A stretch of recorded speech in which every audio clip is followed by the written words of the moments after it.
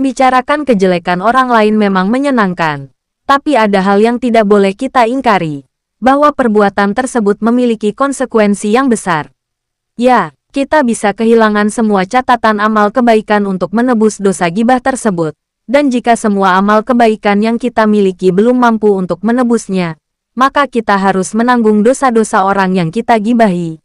Jadi, sudah hilang amal kebaikan kita. Catatan dosa kita semakin tebal. Nauzubillah min zalik. Itulah konsekuensi dilihat dari sudut pandang agama. Bagaimana impact-nya saat di dunia. Oke, mari kita buat simulasi. Alex dan Josh sedang membicarakan betapa keterlaluannya Bill dalam mendapatkan promosi. Sampai dia harus mengorbankan orang lain. Saat itu Bill memang baru saja mendapat promosi. Berupa kenaikan pangkat. Tapi dengan cara yang baik. Dan tidak main kotor. Cepat atau lambat. Dan, entah bagaimana caranya, apa yang difitnahkan Alex dan Josh akan sampai ke telinga Bill. Dan saat Bill mengetahui situasi tersebut, bisa dipastikan, Bill akan memberikan hukuman, entah itu berupa sanksi sosial, atau administrasi. Dan pada kenyataannya, seperti itulah di kehidupan nyata.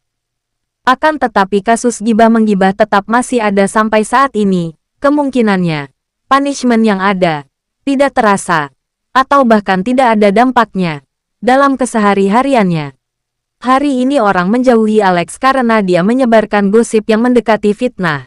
Besoknya orang-orang yang menjauhi tersebut kembali berteman dengan Alex karena mereka tidak menemukan partner untuk bergosip. Atau nafsu ingin bergosipnya sudah tidak tahan untuk dimuntahkan. Sehingga saat ia bertemu orang yang kemarin dibencinya, seperti sedang tidak ada masalah apapun di waktu kemarin. Dan ini membuka fakta baru, bahwa gosip yang sering kali dianggap sebagai kebiasaan yang identik dengan perempuan. Pada kenyataannya tidak demikian. Laki-laki pun memiliki kecenderungan yang sama untuk membicarakan orang lain. Hanya saja sering dibungkus dengan bentuk yang berbeda seperti candaan, obrolan santai, atau diskusi ringan tentang seseorang. Fenomena ini menunjukkan bahwa gosip bukan soal gender, melainkan bagian dari perilaku sosial manusia yang bisa muncul pada siapa saja, tergantung lingkungan, kebiasaan, dan cara seseorang berinteraksi. Oleh karena itu, penting bagi kita untuk lebih bijak dalam berbicara, menjaga lisan, dan memastikan bahwa apa yang kita sampaikan tidak menyakiti atau merugikan orang lain. Menjadi korban gosip atau tersebarnya hal buruk tentang diri seseorang bisa membawa dampak yang sangat merugikan. Baik secara mental maupun sosial, seseorang bisa merasa malu, cemas, kehilangan kepercayaan diri, bahkan mengalami stres karena merasa dihakimi tanpa diberi kesempatan menjelaskan kebenaran. Reputasi yang dibangun lama pun bisa rusak hanya karena cerita yang belum tentu benar, sehingga memengaruhi hubungan dengan teman, keluarga, bahkan peluang kerja. Lebih dari itu, korban juga bisa merasa terasing dan sulit mempercayai orang lain lagi. Oleh karena itu, menjaga lisan dan tidak mudah menyebarkan kabar yang belum jelas kebenarannya adalah bentuk kepedulian kita agar tidak menjadi penyebab luka bagi orang lain. Menghilangkan kebiasaan bergosip bukanlah hal yang instan, tetapi sangat mungkin dilakukan jika kita mau melatih diri secara konsisten. Langkah pertama adalah menyadari dampaknya. Gosip tidak hanya bisa melukai orang lain, tetapi juga merusak hati dan menurunkan kualitas diri kita sendiri.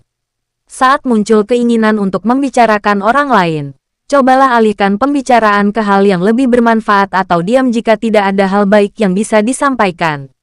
Selain itu, pilih lingkungan pergaulan yang lebih positif, karena kebiasaan sering terbentuk dari siapa kita bergaul.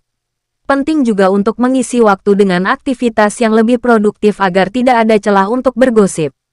Terakhir, biasakan introspeksi diri. Ingat bahwa setiap orang punya kekurangan, termasuk kita, sehingga lebih baik fokus memperbaiki diri daripada membicarakan orang lain. Dengan latihan terus-menerus, kebiasaan bergosip bisa perlahan hilang dan digantikan dengan kebiasaan yang lebih baik. Pada akhirnya, menjaga lisan adalah bagian dari menjaga kehormatan diri. Setiap kata yang kita ucapkan akan dimintai pertanggungjawaban, sehingga memilih untuk diam atau berkata baik adalah pilihan yang bijak. Semoga kita termasuk orang-orang yang mampu menahan diri dari kebiasaan bergosip dan menggantinya dengan ucapan yang membawa kebaikan, keberkahan, serta ketenangan bagi diri sendiri maupun orang lain. Sekian dan terima kasih. Tonton selalu semua video di channel Wosute.